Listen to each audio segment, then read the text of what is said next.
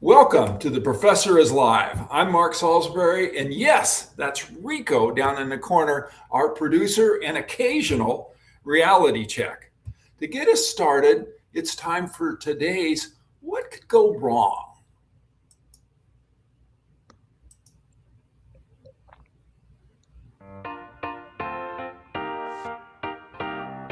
So, how much does that car cost? That depends. What's your budget? Ooh, that's sneaky. Just trying to find you the perfect fit.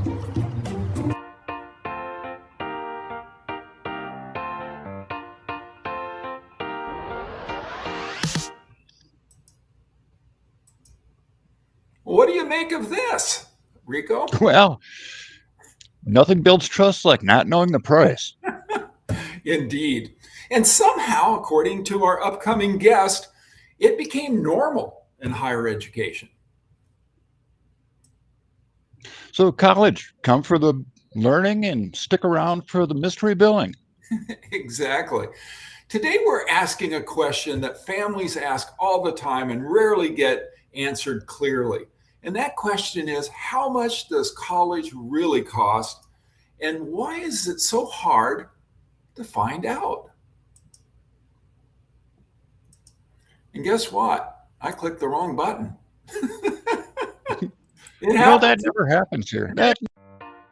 Welcome to The Professor is Live with Mark Salisbury, Professor of Computer Science at the University of St. Thomas.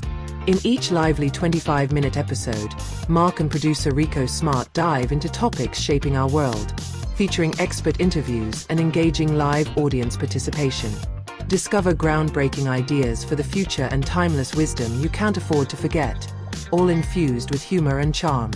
Leave every episode feeling inspired, informed, and optimistic about what lies ahead. For more bragging about this show, go to theprofessorislive.com.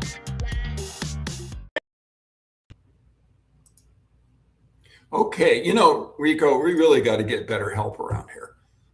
Well, might have to pay more. I think you might have something there. Well, anyway, welcome back. Our guest, who you're just going to love his name, has spent decades inside higher education and the last several years of helping families decode college pricing. He's the co-founder and CEO of Tuition Fit. Let's bring him in.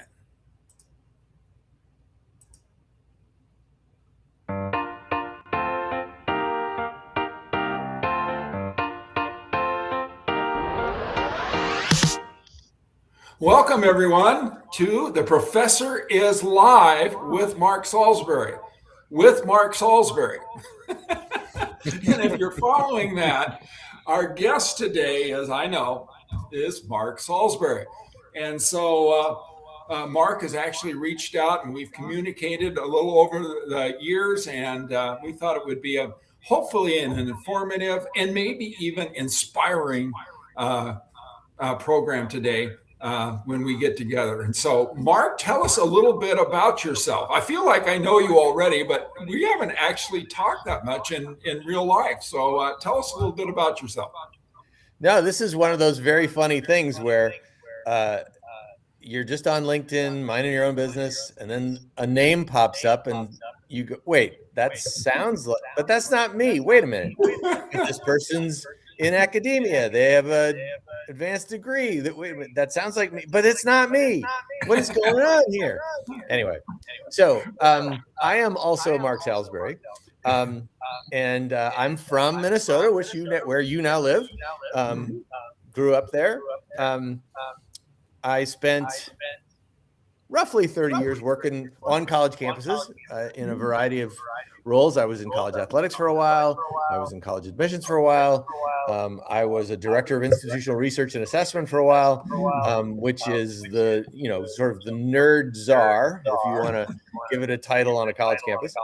And then for the last 8 years or so, I have been working outside of the hallowed campus grounds, but helping the public understand how this whole thing actually works, from college pricing, the financial aid system, how to make the most of a college experience. What are the things that students do that actually drive positive learning? What are the things that colleges do that help their students drive positive learning? That's the stuff I've been doing for the past 8 years. Wow. Okay. And for those of you who are still wondering what this show is about, you're with us. So it came because we have the same name. Mark Salisbury in the United States is not that common of a name. It is in England, by the way. Yes, absolutely. Yeah, and so so a lot of times, I'm the only Mark Salisbury on campus, and that kind of thing. And so I had a friend growing up, and his name was Jim Smith, and that's a pretty common name, and so common that he used to go to these meetings, like in South or North Dakota. I can't remember where now, but it would be the Jim Smith Club.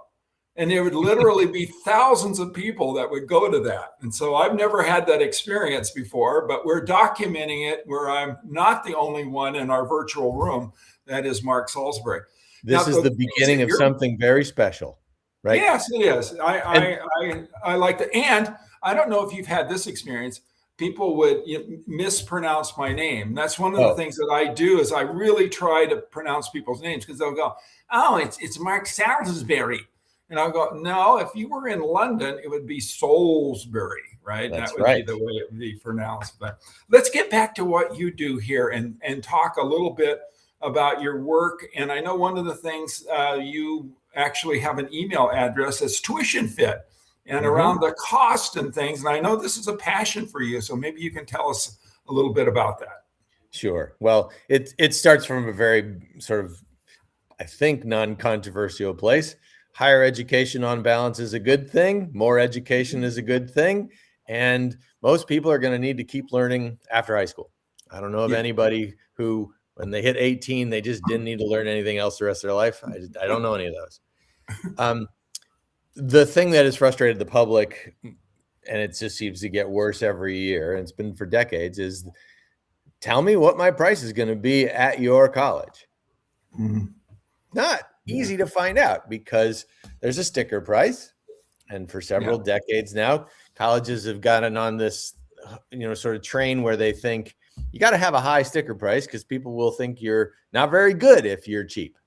Yeah. So, but guess what? Nobody will pay that sticker price.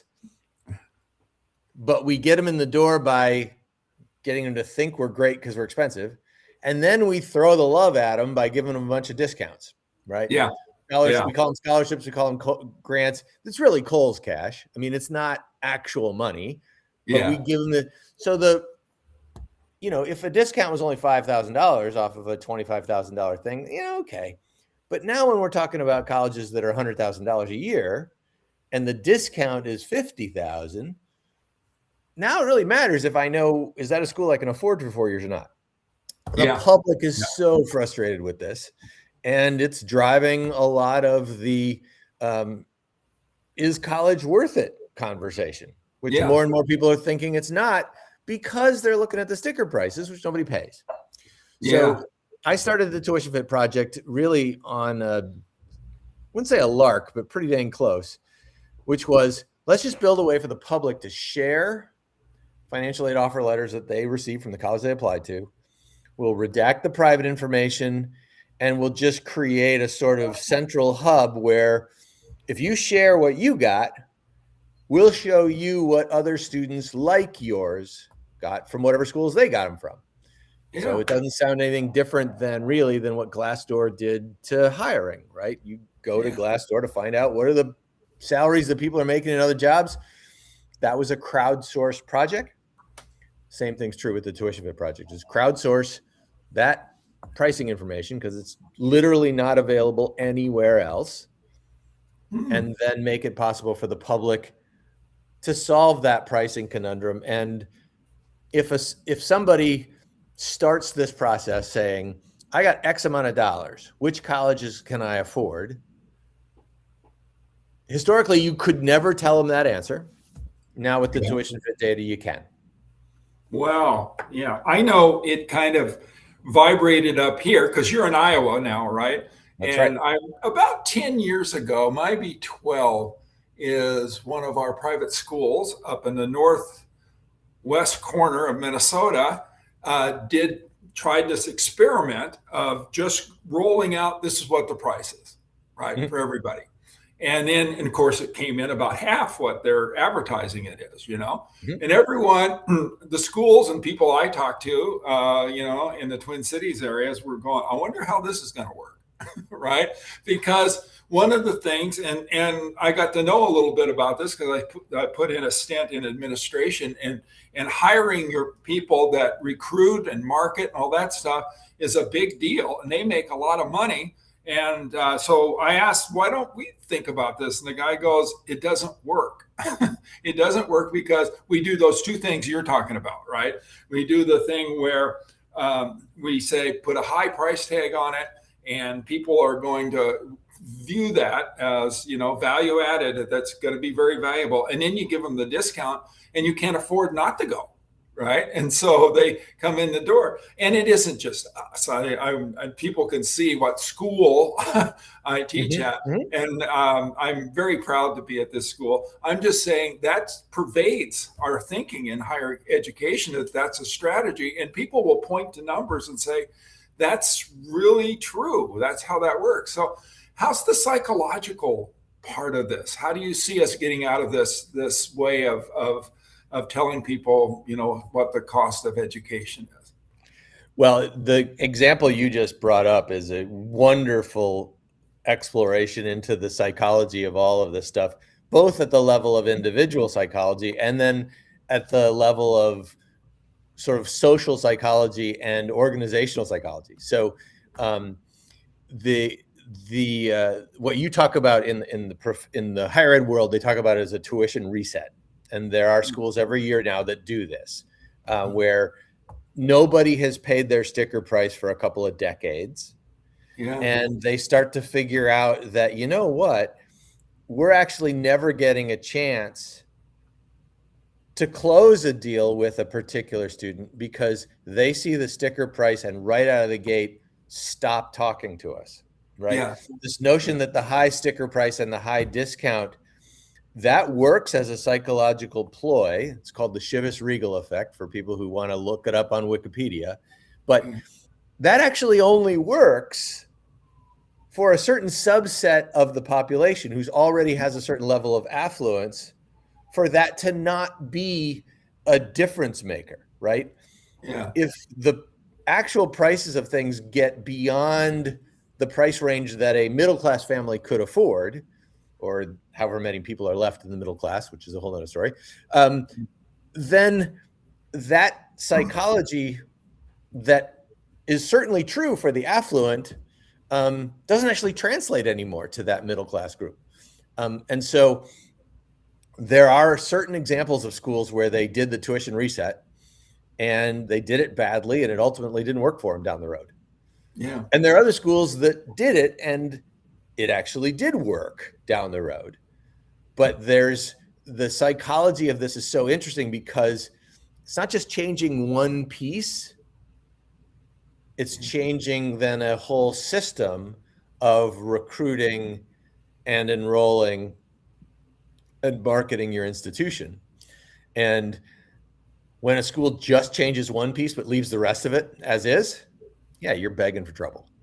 Yeah, yeah. And you know what's interesting, as I was reading not too long ago, and I've always suspected that this has been happening to me, but a lot of companies, a lot of big companies are giving you individual prices to you based on your profile, right? So surveillance pricing. Like yes. And so the price that I get, at a major retailer might not be the price that you get. And a lot of it is, how likely are you going to back out of this deal if the price is less or more, these kinds of things.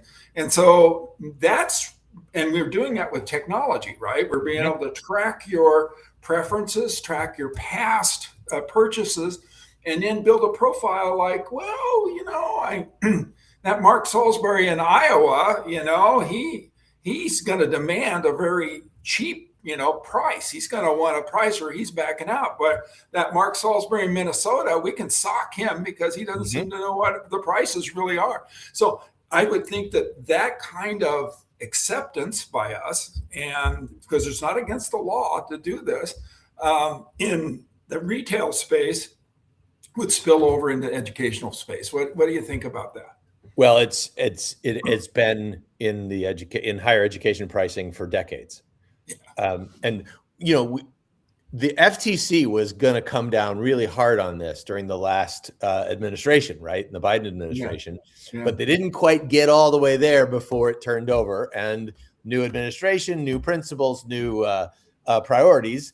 Now that's just off the table. But this notion of surveillance pricing is a real thing, and it's very common in online online marketplaces, online on Amazon, the big online stores, if you will. And the problem, of course, for the consumer is that the consumer doesn't see what other people paid for the same product, right? And the same thing has been true in higher education for decades, is that the consumer doesn't see what anybody else is being charged for that same product. And higher education institutions absolutely collect all kinds of data, not just on, the transcript, high school transcript and the test score and recommendations from other teachers or something in the high school, but then they collect all the financial information that they get when they submit the FAFSA, or there's another form called the CSS profile that some schools use. But then they're paying attention to every click on that school's website that you've done, and how many minutes you've been on that site, and how many pages in you've gone, and how many times you've come back, and how many times you've responded to an email inquiry or on Instagram or any of those things. They're absolutely tracking that stuff. And this is what colleges and universities call demonstrated interest. And they track that as a construct because they absolutely jump to the idea that if you demonstrate more interest in a particular institution, then it's reasonable to assume that you be willing to pay more because you think it is of a higher value. And what one piece of advice would you give our audience as a closing? If you're in the process of thinking about higher education, university, maybe you're going to send a student there, or maybe you're going back, right? One thing we know from 60 years of research on college students is that the outcomes, both in college and after college, are a function of what you do while you're in college and are not a function of the school you go to. Over and over and over, the research demonstrates this. As soon as you start accounting for, does that student go to every class and do their homework? Do they go to the office hours and meet with their professors? Do they get involved in other things on campus that are interesting and meet their interests and spur other ideas? Versus if they just sit around in their room at night and play video games and do the bare minimum. That's the stuff that dictates life afterwards. And take that then to the next step, which is that means you could pay a lot for a college degree. You could pay a little for a college degree. You could pay for everything in between. You can actually decide what price you want to pay and then go forward, and you're not shutting off the opportunities that are out in front of you by making that choice. You're just not. That's fascinating. Well, thank you, Mark, for being on our show. And thank you, Mark, for having me. I feel like I gotten to know a part of myself that I didn't know about before.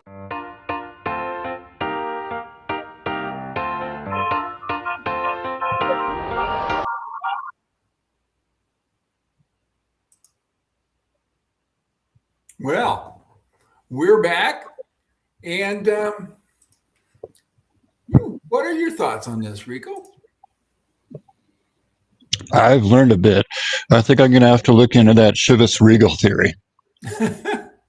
Very good. I think it is interesting that our guest was also named Professor Mark Salisbury, right? Same occupation, same name. which makes it either destiny or some kind of large clerical error, I think. So, but let's go and look at lessons learned. Okay, here are the key takeaways that I see from today's conversation and why they matter. Number one is college pricing confusion is really structural. It's not accidental. Higher sticker prices are really shape perception, even though almost nobody pays them. So the confusion, it's basically a feature. Exactly. And then the other thing, which is interesting, I think, is scholarships often function like discounts, not rewards. And they change how people feel about the price, not necessarily what they pay. And then the third thing, I think, is colleges already practice personalized pricing. Clicks, visits, emails, all of it feeds this idea of demonstrated interest, which quietly influences cost. So your college knows you better than your streaming service. Yes, they do, indeed. And then transparency actually changes behavior, but only once trust exists. So tuition fit works because shared data reveals what's normal, fair, and affordable. And finally, it's the fifth thing is that outcomes depend on student behavior rather than prestige. So effort, engagement, involvement matter more than the logo on the diploma. Which is both comforting and surprising in a way. Yes. And I think one of the huge things that we should take away is that we can't expect one college, no matter how good it is, to stop surveillance pricing, because that would just be a financial disaster for them. We need to find a way to have all schools to stop at the same time. All right. We want to move on and thank Mark Salisbury for being with us, the other Mark Salisbury, of course. And the other thing is, I guess when we think about it, that even people with the same name can have very different tuition bills. And I'm betting very different browser histories. That's true.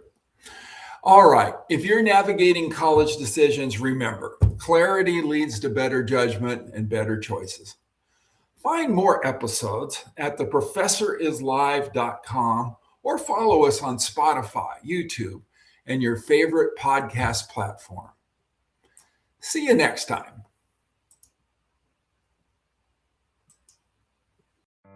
The Professor is Live. Hosted by Mark Salisbury and produced by Rikko Smart.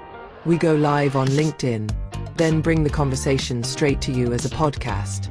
Catch us on YouTube or Spotify for full video episodes. Or listen anytime on your favorite podcast platform. Want the inside scoop on previous shows or a chance to bring The Professor is Live to your own event? Then head to theprofessorislive.com today. The Professor is Live. With Mark Salisbury, inspiring curiosity, laughter, and learning every week. Copyright 2025. The Professor is Live.